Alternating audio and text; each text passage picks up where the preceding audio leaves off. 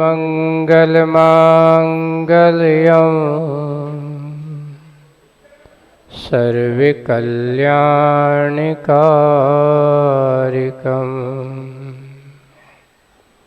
प्रधानं सर्वधर्माणां जैनं जयतु शासनं वन्दे विद्यासागरम्।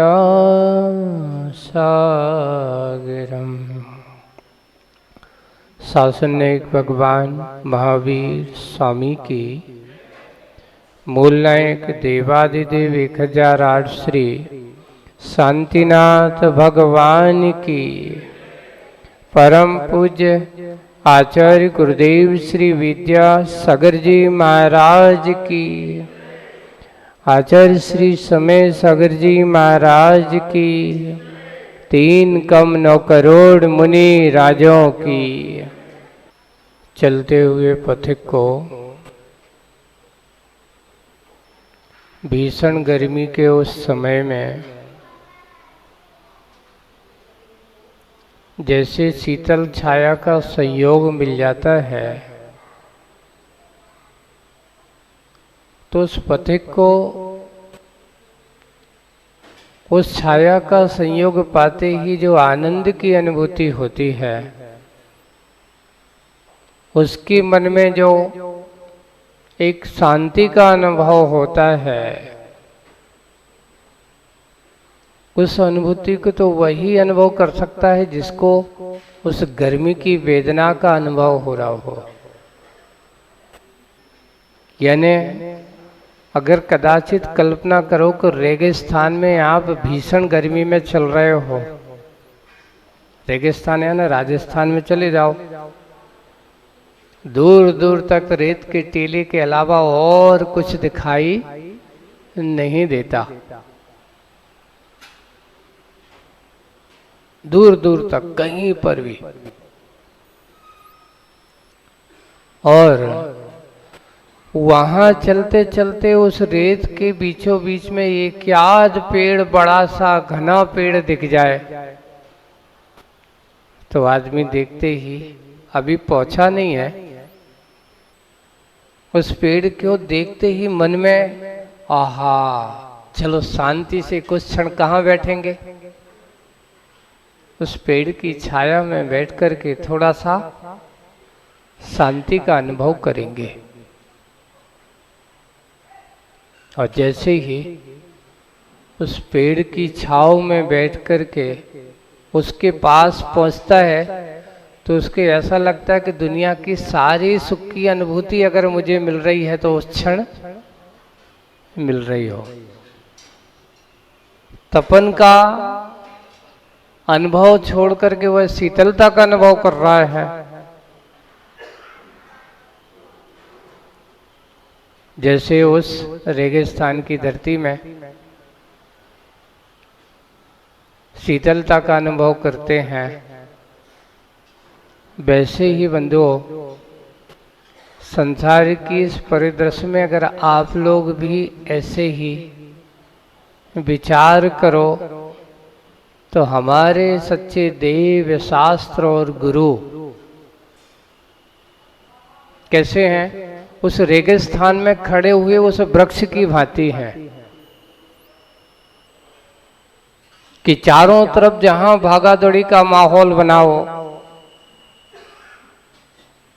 राग देश संसार का ताप ही ताप, जहां विकल्पों का संताप इस संसारी आत्मा के सामने छाया हो, जहां भी जाते हैं ये विकल्प है, वहां घर जाते तो ये विकल्प है, ऑफिस जाते हैं तो विकल्प है, काम पर दुकान पर जाते तो विकल्प है, फैक्ट्री में जाते तो विकल्प ही काम है, काम ही काम है। यानी विकल्पों का संताप का कोई अंत भीषण। ये देखो, एक ताप जो होता है ना, बाहर की गर्मी जो है शरीर को गर्म है, लेकिन अंतरंग का जो संताप होता है, शरीर तो गर्म करती है, मन में भी संताप पैदा होता है। वो सबसे ज्यादा खतरनाक है। एक बार आचार्य श्री का एक प्रसंग है। आचार्य श्री ने स्वयं सुनाया था कि मार्च का महावीर जयंती के लगभग महावीर जी में सन 1975 के लगभग की बात है, जब आचार्य श्री बुंदेलखंड में नहीं आए थे। और आचार्य श्री सन 75 में महावीर जी राजस्थान गए। वहां पर महावीर जयंती की उन्होंने, महावीर जयंती का कार्यक्रम हुआ। और महावीर जयंती के बाद राजस्थान में वहां पर भी गर्मी होना चालू हो जाती है, रेगिस्तान वाला एरिया है। अब हुआ है कि उस समय संघ में कहते हम 2 महाराज थे, आचार्य महाराज और एक स्वरूपानंद जी छल्लक जी थे मात्र। वहां से महावीर जी से उन्होंने विहार किया। जीवन में पहली बार रेगिस्तान में कैसा अनुभव होता है वो पहली बार देखा। आचार्य जी ने कहा देखो मानसिकता होना चाहिए, अगर आप ऐसे फंस जाओ तो आप रोओगे, चिल्लाओगे।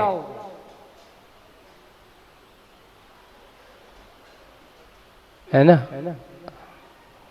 लेकिन एक साधक जब इस प्रकार की विकट परिस्थिति में होता है तो वो रोता चिल्लाता नहीं, वो कहता है इसका समता के साथ सामना करना होगा। कहा कि एक व्यक्ति ने कहा कि यहाँ से रास्ता उन्होंने उसका नाम गंगानगर की ओर विहार किया। आचार्य सिंह ने वहां से महावीर जी से गंगानगर ऐसा कोई जिला करके है, उस ओर की ओर विहार किया। रास्ते में वही रेगिस्तान वाला लोग जाते थे, आने जाने वाले। तो करीब 3-4 बजे निकले। उन्होंने कहा जहाँ जाना है, अब गर्मी का समय 3-4 बजे के बाद थोड़ा सा ठंडा सा होता है। 3-4 बजे के बाद वहाँ से निकले और उन्होंने कहा महाराज जी 10-12 किलोमीटर है, अगर आप गांव है दूसरा जहाँ जाना होगा वहां तक पहुंचे। पर वो कहने को अपन क्या कहते थे किलोमीटर, पर वो था 10-12 मील। कितना था वो? किलोमीटर और मील में कितना अंतर हो गया? अगर 10 किलोमीटर को अपन देखें और मील में अगर अपन करें तो कितना होता है? उसमें करीब करीब 2.5, है ना, 2.5 गुना और बढ़ा दो आप तो करीब 20-25 किलोमीटर है। तो उन्होंने कह दिया 10 बार। तो आचार्य सिंह ने कहा कि ठीक है हो जाएगा, चलो पहुंच जाएंगे अपन। उस समय बिहार में भी कोई ज्यादा थे नहीं। वहां से उन्होंने क्या किया कि एक अब ट्रस्ट कमेटियां तो थी, तो उन्होंने कहा कि कुछ समय तक एक वहां का कर्मचारी था, विहार कराते हम सुल्लक जी, और कुछ दूर तक 2-4 श्रावक आए। उन्होंने कहा महाराज जी नमोस्तु। अकेला एक कर्मचारी मेरे साथ चलता जा रहा है। पूछा भाई कितना दूर है? 10 किलोमीटर आ गए, अब क्या होगा? आचार्य जी किसने बताया था 10 किलोमीटर है? वो कहता कर्मचारी, लोगों ने तो बताया था 10 किलोमीटर नहीं है। ओहो अब क्या होगा? अब तो अब लौटना तो है ही नहीं है। तो उनका चलो अब जो कुछ होगा। चलते चलते जहां अंधेरा हो गया उसी रेगिस्तान की उसी रेत में, खुली रेत में, अब वो कर्मचारी भी था तो साइकिल लिए था, वो भी साथ में जा रहा था कि लौटेंगे कैसे, कोई गाड़ी थोड़ी मिल रहा है वापस आने को। तो वो गया और जाकर के जहाँ तक महाराज गए वहाँ तक तो साथ गया। वहाँ से उसने फिर कहा महाराज जी हम जाएं? तो आचार्य जी कहते हैं हाँ जाओ। कहाँ बैठोगे, कहाँ क्या करेंगे? तो आचार्य जी ने कहते हैं अच्छा हमने कुछ नहीं, शुल्लक जी थे, हम थे, शुल्लक जी के पास तो दुपट्टा था, तो उनने क्या किया, आधे दुपट्टे को लिया और थोड़ा सा बिछा लिया, उसी पर बैठ गए। और हमने थोड़ी सी, वहाँ रेत थी थोड़ी सी गर्म थी, तो थोड़ा सा शुल्लक जी ने समतल जैसी कर दी, उसी रेत पर बैठ गए सामायिक में। सामायिक में बैठ गए, अच्छी सामायिक ही, कहते कि बहुत आनंद आया था उस दिन सामायिक में, बिल्कुल सुनसान। लेकिन बस क्या होता, जैसे जैसे रात बढ़ती थी वहां धीरे धीरे, अब गर्मी नहीं, अब क्या होने लगती, हवाएं चलने लगती वहां पर। राजस्थान रेगिस्तान की एक विशेषता है, जितने जल्दी गर्म भी होता है उतने जल्दी ठंडा भी होता है। तो अब वहां की जो बारीक बारीक रेत थी, हवा चले तो क्या करें, वो आकर के अपने शरीर पर रेत लग रही है। तो कुछ नहीं, कोई बात नहीं, चलेगा। रात में अब यहाँ शुल्लक जी ने तो क्या किया, उनने तो अपना दुपट्टा लिया, उस पे आधा सा ओढ़ लिया, आधा उन्होंने अपने चेहरे के ऊपर उतना कम से कम डाल के, क्योंकि वो कम से कम चेहरे पे तो न लगे।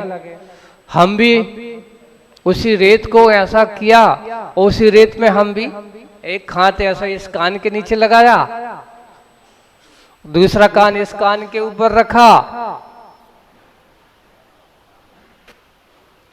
हुआ ये, देखते ही देखते हम लेटे हैं, शरीर पर रेत लग रही है ना। हमारे देखते देखते हमारे आसपास जहां मैं उस रेत पर लेटा था, अब वो भी ठंडी हो गई।